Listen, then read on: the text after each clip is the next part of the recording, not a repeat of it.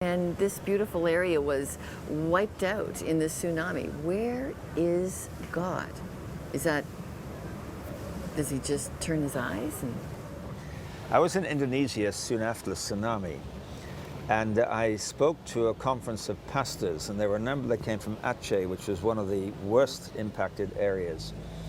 And there were people who gave testimony. They told their stories, and one man I remember telling how his wife and his two children were swept out to sea. His parents were drowned. He said, I stood on that beach every day for weeks and looked out to the sea, and I called their names. And it was very moving. And you felt that the heartache and the absolute tragedy of the situation.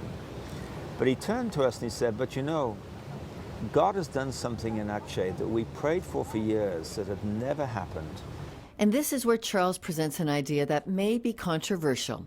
The notion that in times of crisis or trouble, more people turn to God and the church.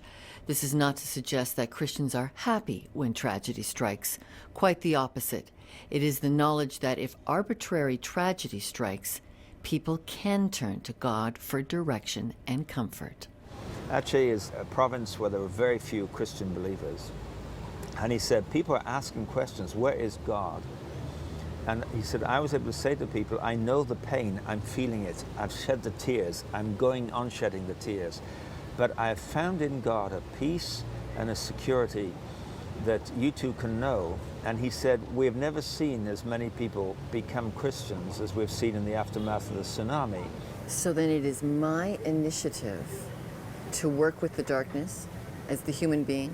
Is to trust God in the darkness.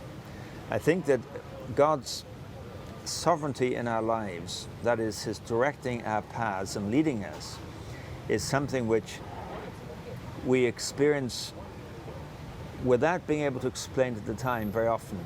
In fact, very often what Scripture does teach us is that some of the best things that happen in our lives that are really good in the sense of things that really, really matter, often are born out of pain, out of suffering, out of disappointment.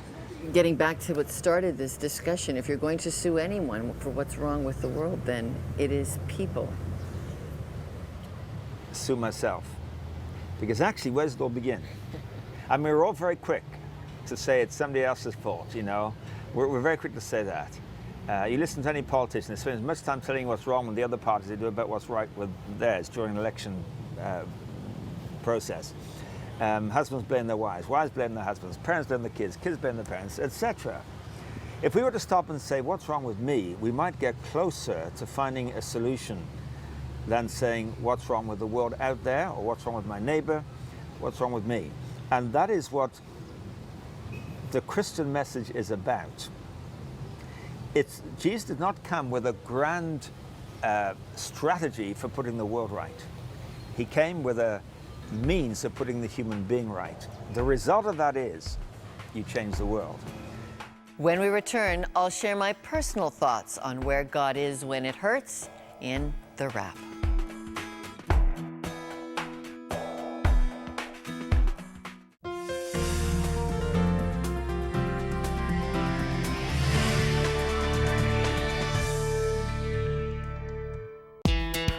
Listen Up is all about news that takes you deeper, and we're always on the lookout for spiritual realities behind the headlines.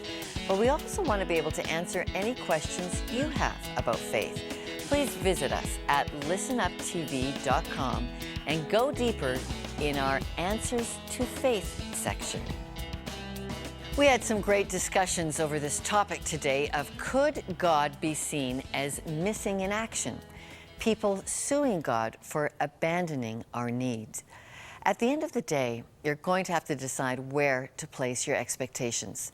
In the reality of evil and the pain that spins into the world. If there's evil, there is an originator of evil. There is cause and effect. Or do you put your stakes into goodness and its origins? In that reality begins a well-traveled, winding road of healing and hope. As a Christian, it may be tempting to surrender in the face of evil or pain, but it's not our preferred route. After a few decades now of gathering the stories of God in the world, I'm overwhelmed at the evidence of both evil and good, the evidence of God. And just on the sheer evidence of those stories collected, I'm confident that placing expectation in God is the best remedy for the aching question, where are you, God? I do agree that it sometimes appears that God is late on arrival. But what we cannot see and document is the internal work that is going on in our lives while we wait. As Psalm 40 says, waiting and waiting. Finally, God will be there. Let's not give up. More on this at my blog and at Listen Up TV. I'm Lorna Dueck.